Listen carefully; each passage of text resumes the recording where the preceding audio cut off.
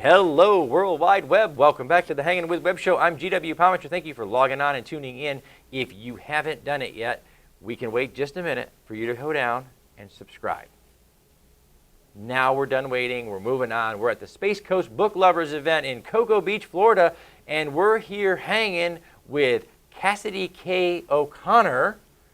Cassidy K. O'Connor, the author of The Laird's Promise, out today. That's right. Came out today. Today. Now, by the time this webisode hits the internet, you should be a bestseller.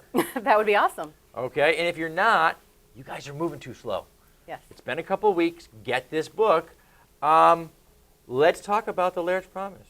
Sure. So okay. I don't do the typical types of books. I like to have really strong females. So my main character actually is an identical twin, and her brother is the Laird, and he is dying, and he doesn't want her to be forced into a marriage. So he tells her, if someone outside the clan comes to visit, dress up and pretend to be me so that no one tries to take over our clan.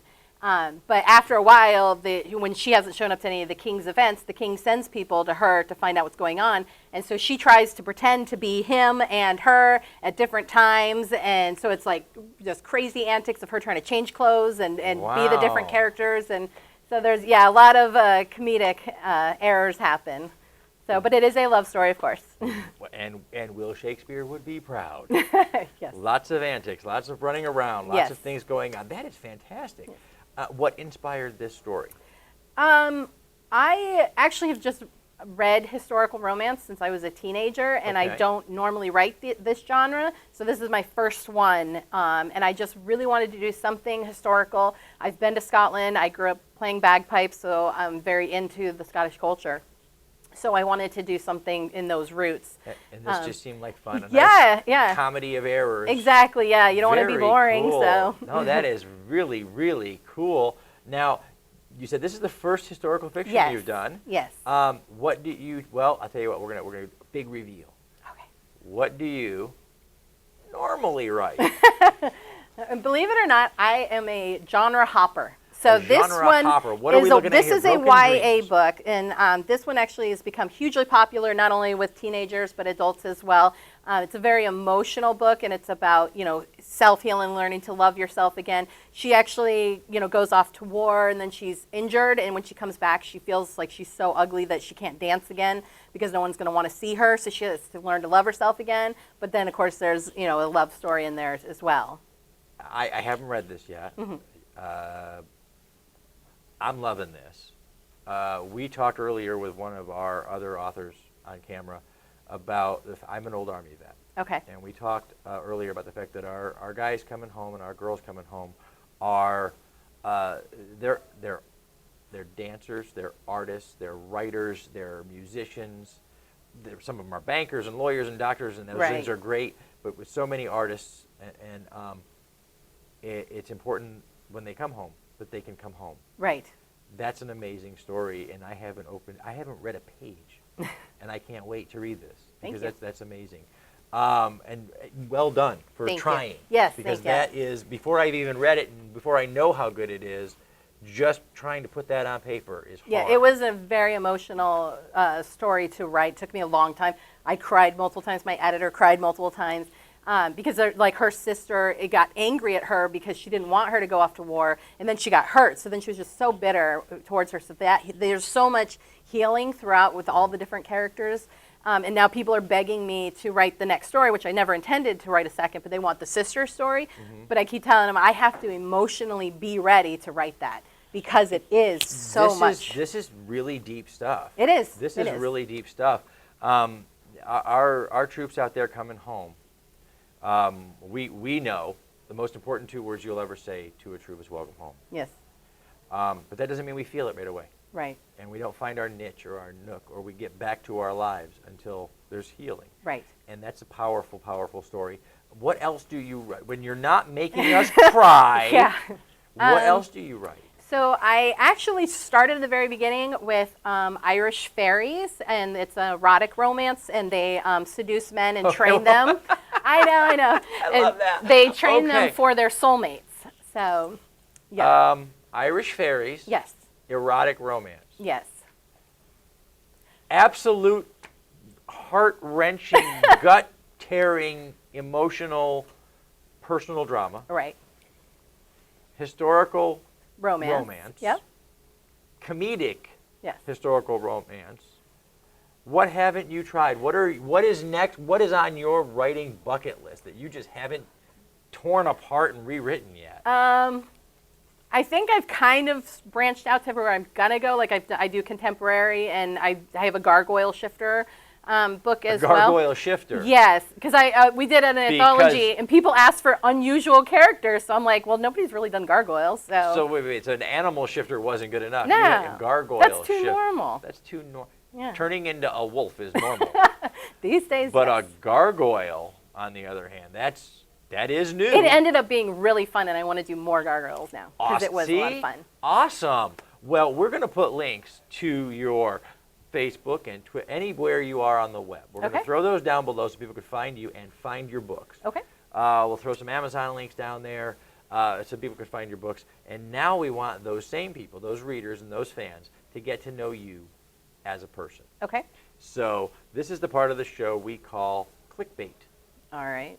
I sent the girls out and I said, find me unusual, odd, personal, or bizarre questions. We're going to ask Cassidy, and her real life answers are going to give us the million-view headline. Okay. Okay?